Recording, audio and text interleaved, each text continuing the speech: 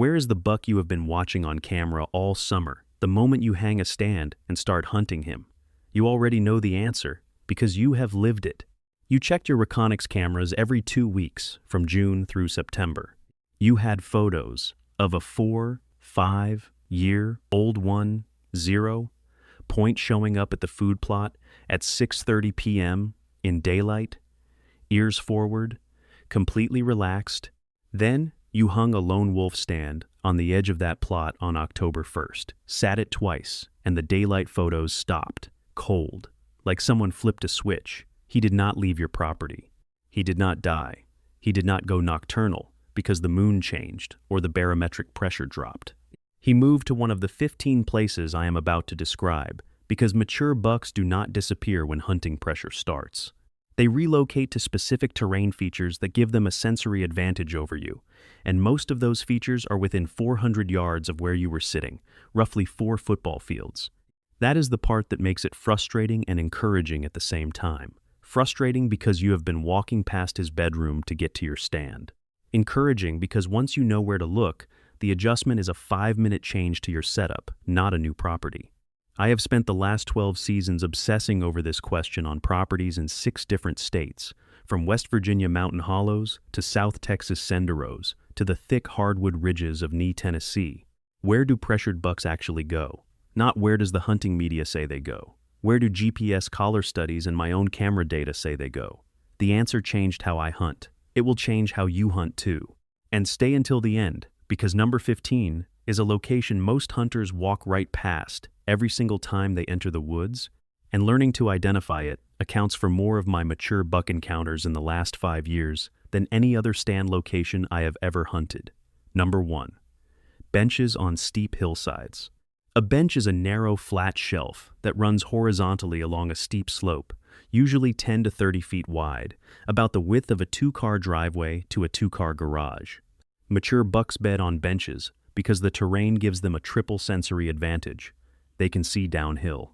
They can smell what is above them on the thermal, which is the rising air current that carries scent uphill during the day. And they can hear anything approaching from either side on the slope, because sound travels clearly along a hillside. A pressured buck on a bench 200 yards from your food plot stand, roughly the distance from one end zone to the other, is close enough to feed at night, but far enough that your entry and exit noise never reaches him. You have probably walked below his bench dozens of times without knowing he was 150 yards above you, watching you walk to your stand. The old-timers who wore wool and hunted ridges instead of food plots were hunting benches without calling them benches. I found this pattern on a property in West Virginia mountain country, where a 140 class buck vanished from cameras every year in early October. His beds were on a bench at 2,400 feet, 300 yards above the nearest food source. He could monitor the entire valley below without moving. I found his beds, which are the oval depressions in the leaves roughly 3 feet long where a deer has laid down, on the flattest section of the bench, where 2 oaks gave him overhead cover and a clear sight line of 200 yards downhill. He was not hiding. He was commanding the terrain. Number 2. Inside points on ridge systems. An inside point is the spot where a ridge bends inward, creating a concave pocket on the landscape. Wind swirls in these pockets, which means scent from multiple directions funnels into the buck's nose. He does not have to worry about a single wind direction because the terrain concentrates scent from 180 degrees in front of him. I started hunting inside points after a buddy who runs deer dogs in South GA told me that more mature bucks were jumped from inside ridge points than from any other terrain feature on the properties he hunted. The key is finding the point that has the thickest cover within 50 yards, roughly the distance across a large grocery store parking lot, because the buck needs escape cover close enough to reach in 3 seconds at a full run. The inside point without thick cover nearby is just a nice view.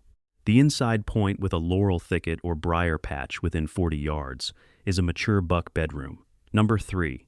The downwind side of thicket edges. Not inside the thicket, not on the open side. The downwind edge. A mature buck will bed with his back against thick cover, so nothing can approach from behind, and his nose pointed into the prevailing wind, so he can smell anything coming from the direction of the most likely threat, which is you walking in from the access road or field edge. The thicket gives him a wall at his back, The wind gives him a wall in front. The only approach you have is a crosswind entry from the side, and if you snap one stick at 80 yards, he is gone before you know he was there. I made this mistake on a buck in western NC. Found his bed on the downwind edge of a mountain laurel thicket, set up a ground blind 60 yards away on a crosswind line, and then kicked a rock walking in on the third morning. I heard him blow twice and crash through the laurel. Never saw him. Never got another chance that season. One rock, 60 yards. 3 months of scouting wasted in half a second. Number 4. Secondary food sources away from the main plot. When a mature buck stops visiting your primary food plot during daylight, he does not stop eating. He shifts to secondary food sources that receive zero hunting pressure, soft mast like persimmons, muscadines, and crabapples.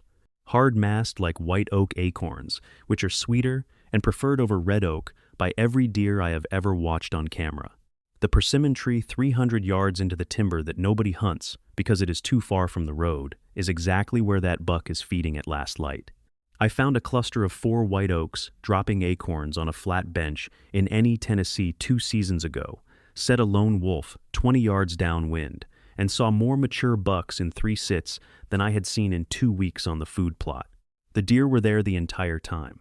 I was just hunting the wrong food. If you are set up on a green food plot in October and getting nothing on camera but does and yearling bucks, walk the timber within 300 yards and look for mass-producing trees with fresh droppings underneath. That is where the mature deer shifted. Same property, different buffet. Everything in this video, plus 60 more field-tested techniques, is in the Buck Hunter's Bible. 90 pages of deer behavior science, scent control, scouting methods, stand placement, and rut phase tactics, with a quick reference card you can take to the stand. Link in the description below, QR code on screen. Number 5. Creek bottom junctions.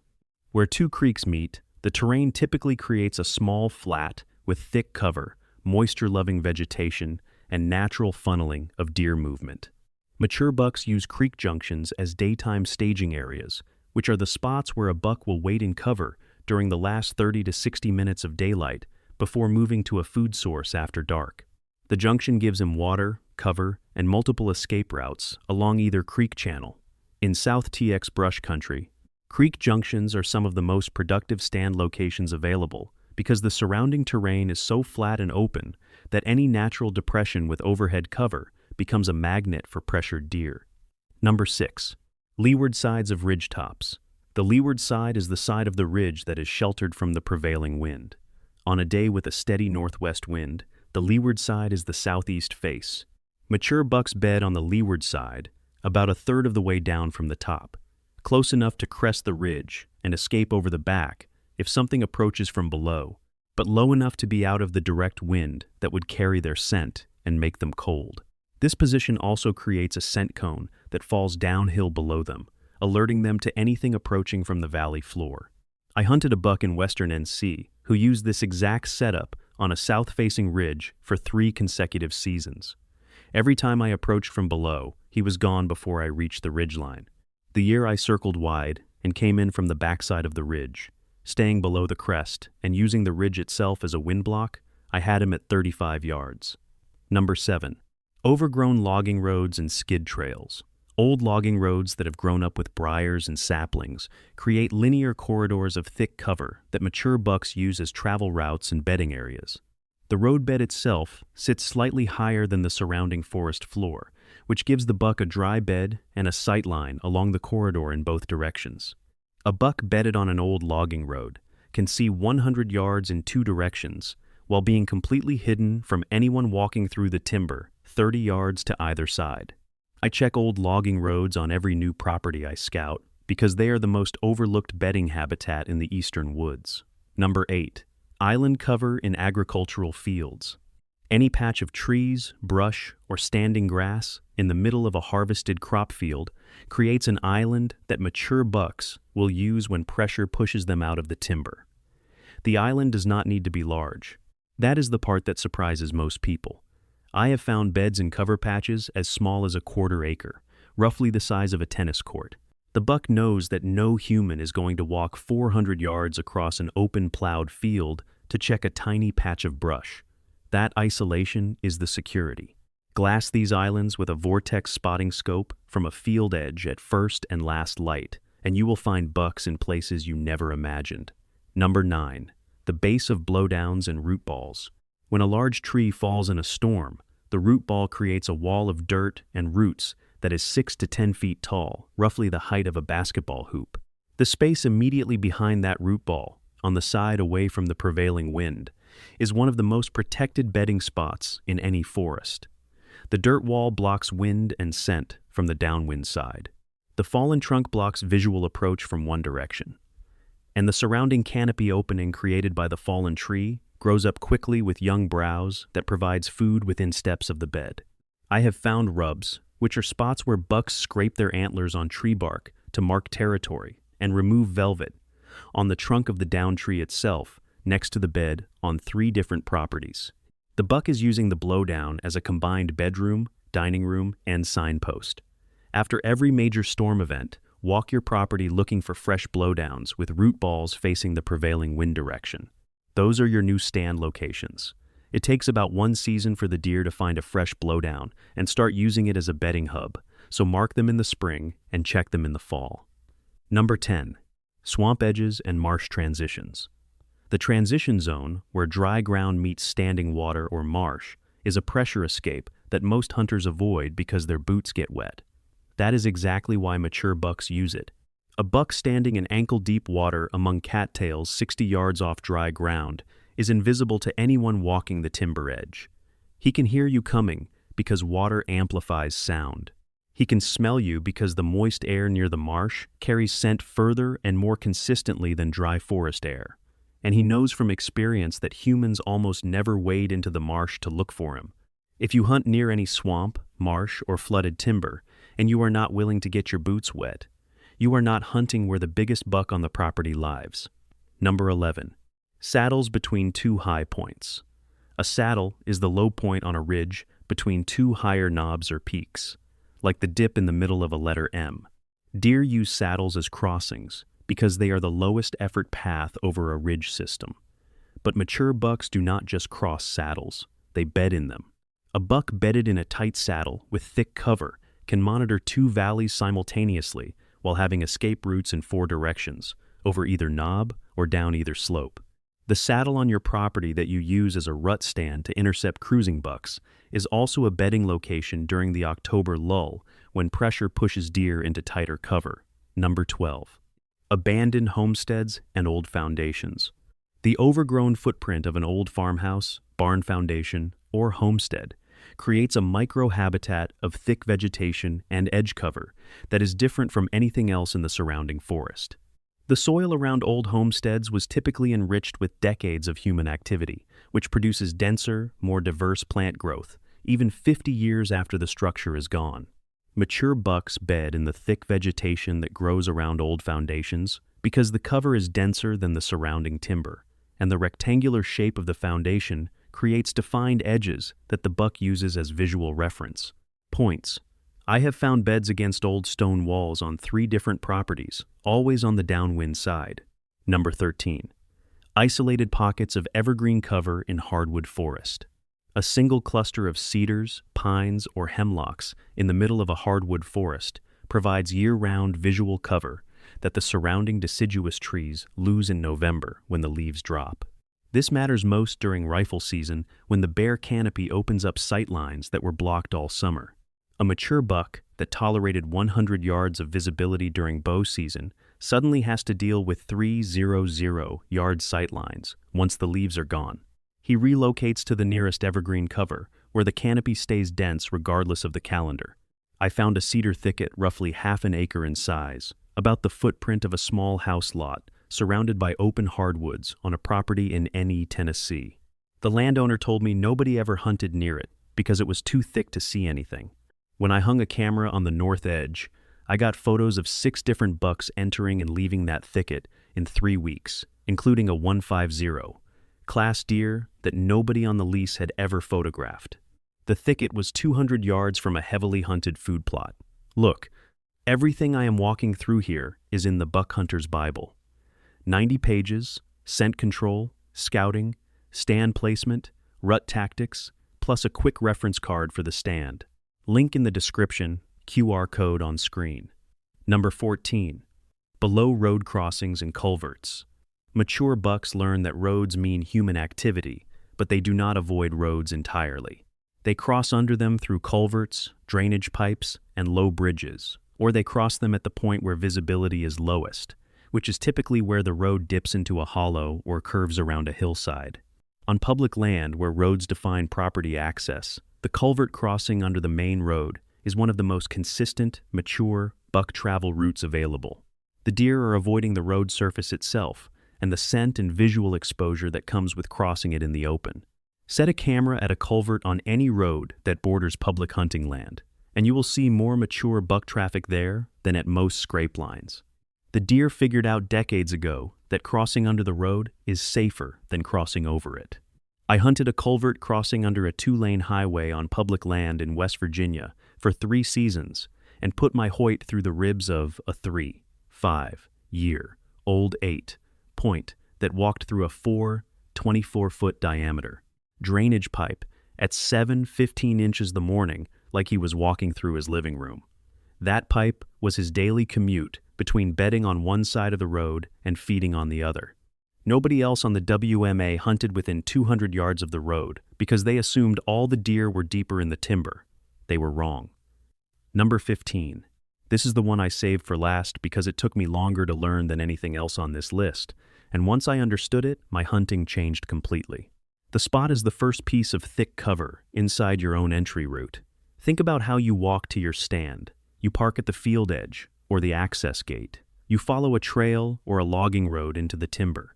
And within the first 100 to 200 yards of that walk, roughly 1 to 2 football fields, there is a patch of thick cover that you walk right past every single morning and evening. A briar patch, a brushy fencerrow, a cluster of honeysuckle or privet.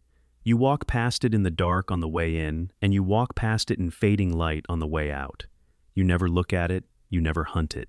And that is exactly where the oldest buck on your property is bedded. He learned your pattern. He knows what time you arrive. He knows what trail you use. And he selected a bed that lets him watch you walk past twice a day without you ever knowing he is there. He does not need to be deep in the timber. He does not need to be on a remote ridge. He needs to be in the one place you never look, which is the thick cover 80 yards from your truck. I confirmed this on a lease in West Virginia when I put a camera on a briar patch 120 yards from our parking area, mostly as a joke. Inside of 2 weeks, I had photos of a 4, 5-year-old 8 point bedded inside that patch on 7 different mornings. He was arriving before we parked and watching us walk past him to our stands deeper in the timber. Every morning, for 7 days, we were hunting 400 yards past the best buck on the property. The next time you walk to your stand, stop and look at the thick cover near your entry. Really look at it. Push into it if you can do so quietly during the off-season. Look for beds, which are oval depressions in the leaves or grass roughly 3 feet wide where a deer has laid down. Look for rubs on the surrounding saplings. Look for trails entering and exiting the cover from the downwind side. Check for droppings and tracks inside the cover. If you find beds with rubs within 20 yards, you have found a buck that has been using that spot repeatedly, not a random one-time bedding. That patch of junk cover you have been ignoring for years might be the only stand location that matters. Every piece of terrain I described in this video shares one thing in common. It is a place where the deer has a sensory advantage over the hunter. Better scent detection, better visual coverage, better escape routes, better sound warning. A mature buck does not hide in random cover. He selects terrain that turns his biological advantages into a fortified position. Understanding that single principle changes how you read every piece of ground you walk on. You stop looking for deer sign and start looking for the terrain that gives a deer the ability to detect you before you detect him. The sign will be there once you find the terrain. And the buck will be there once you learn to approach it from the one direction he is not covering. That is the real skill. Not finding the buck. My wife asked me once why I spend more time looking at topo maps on my phone than talking to her at dinner. I told her I was looking for saddles. She said I was looking for excuses to avoid doing the dishes. She might be right about the dishes. But the saddle I found on that map produced a 4, 5-year Old buck that November. So the phone time paid off even if the marriage counseling bill did not. Not finding the buck. Finding the gap in his defense.